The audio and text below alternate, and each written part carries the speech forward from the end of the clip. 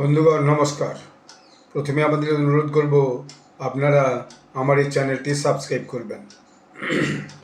গত কদিন যাবতই খুব আলোচনা হচ্ছে যে সম্ভবত প্রেসিডেন্ট পুতিন, প্রেসিডেন্ট ট্রাম্প এবং প্রেসিডেন্ট জেলেনস্কি তিন দেশের তিন প্রধান রাশিয়া, আমেরিকা এবং ইউক্রেন হয়তোবা একটা জয়েন্ট মিটিংয়ে বসবে হাঙ্গেরির বুদাপেস্টে।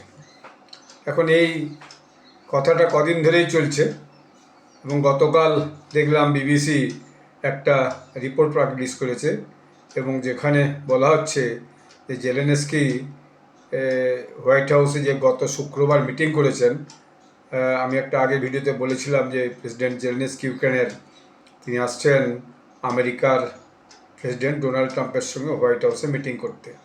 সেটা গত শুক্রবার সেই মিটিংটা হয়েছে এবং সেই মিটিংয়ে প্রেসিডেন্ট ট্রাম্প প্রচণ্ড প্রেশার দিয়েছেন ইউক্রেনকে যে রাশিয়ার শর্ত মেনে নিয়েই যুদ্ধবিরতি করো। যদিও জেলেনস্কি প্রাথমিকভাবে সেটা রাজি হয়নি, কিন্তু প্রচণ্ড চাপে পড়ে খানিকটা সে রাজি হয়েছে।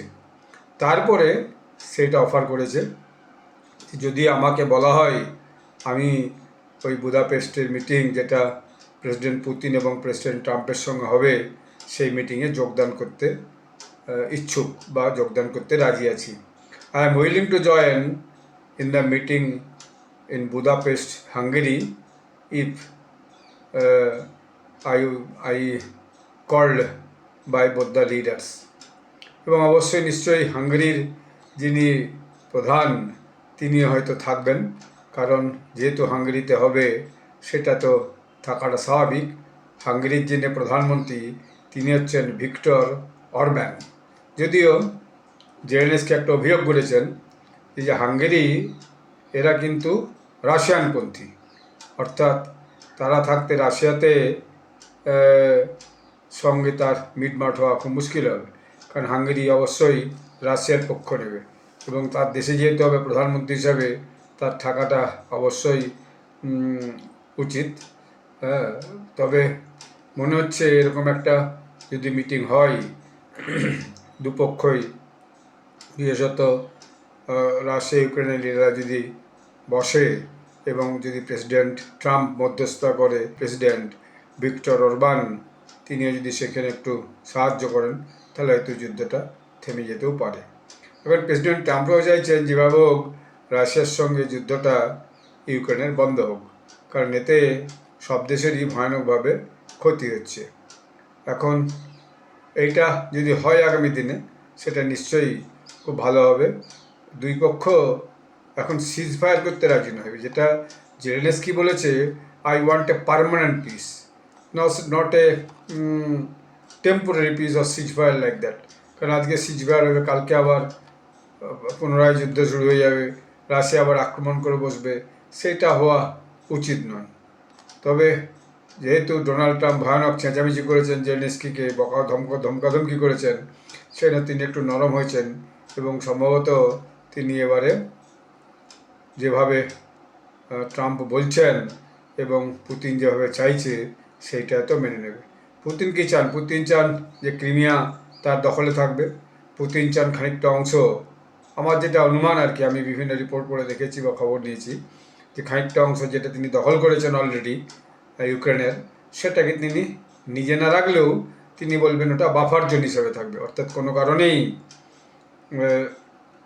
সেখানে না রাশিয়ার প্রভুত্ব থাকবে না ইউক্রেনের প্রভুত্ব থাকবে, সেটা তিনি বলতে পারেন।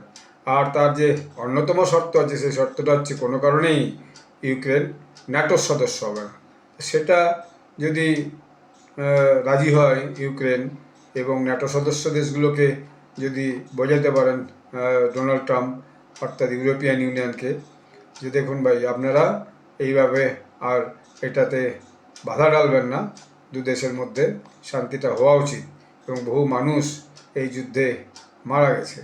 জেলেনস্কি যেটা বলেছেন সেটা গতকাল রিপোর্টারদের, যে if it is an invitation in a format where we meet as three, or as it's called subtle diplomacy, then in one format or another we will agree. অর্থাৎ কী কী শর্তে দুদেশ রাজি হবে, সেটা হচ্ছে যে মূল কথা। একটা ন্যাটোর মেম্বারশিপ বললাম, আর বাকি রাশিয়া যতটা দখল করে গেছে, এবং ক্রিমিয়া তো অলরেডি দখল করেছে, এবং আরও ইউক্রেনের প্রায় 20-25% অংশ এই যুদ্ধের মধ্যে দিয়ে কিন্তু রাশিয়া দখল করে রেখেছে। তো সেইটা অবশ্যই জেলেনস্কি ফেরত চাইবে। সেটা আবার রাশিয়া রাজি হবে কিনা, সেটা যদি আগামী সপ্তাহে মিটিংটা হয় তাহলে পরে বোঝা যাবে যে হ্যাঁ, এই ডোনাল্ড ট্রাম্পের এই উদ্যোগটা সাকসেস হলো কিনা।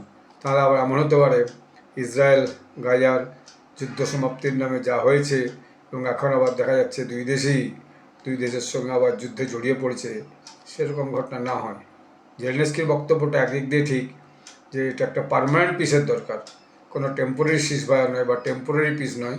তার লক্ষ্যে কী কী হবে, সেই ফরম্যাটটা কী হবে, অর্থাৎ ভবিষ্যতে কখনোই যেন ইউক্রেনকে রাশিয়া আক্রমণ না করে।